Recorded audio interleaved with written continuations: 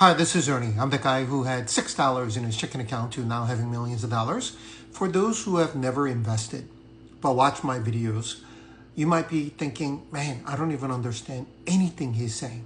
That is actually very normal. When I first learned, I didn't know anything people are saying. They talk about mean reversion. I was like, what is that? And back then, there was no internet, so I actually had to go to a local library, use the index card. I know I sound really, really old, but that's how I needed to learn. They talked about P ratio, and I'm like, what does that mean?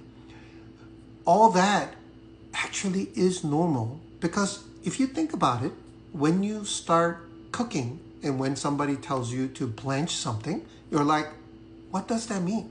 So you actually have to go Google it. And if they were like, oh, lemon zest, and I'm like, I don't even know what that means. So you have to Google it, and then you realize that there's like little grate that you use to get the lemon skin out.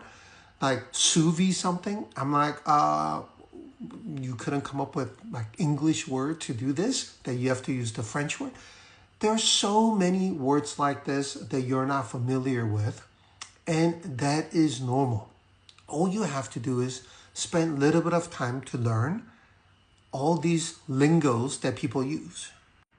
Even this week when I went to play pickleball, afterwards we went to eat, and one guy's a perfusionist, and the other one is, I think, cardio, some nurse, registered nurse.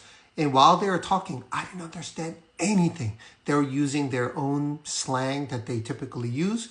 But it was very nice that my friend Watson was kind of trying to explain to me. But even then, it was really confusing. But the beauty right now with AI is you could actually ask anything.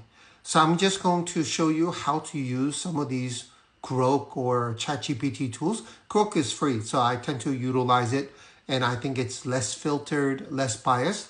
So let's just go through one or more so that you'll be able to use that tool to learn about investing. And you're going to hear quite a lot. So what is PE ratio in investing? And it will explain to you exactly what they are. They're stock price divided by earnings.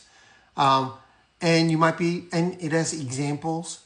It shows you what the trailing PE is, right? So based on past 12 earning versus 4 is what they are expected to earn. And you're going to, it has all the information about pros and cons and limitations. And then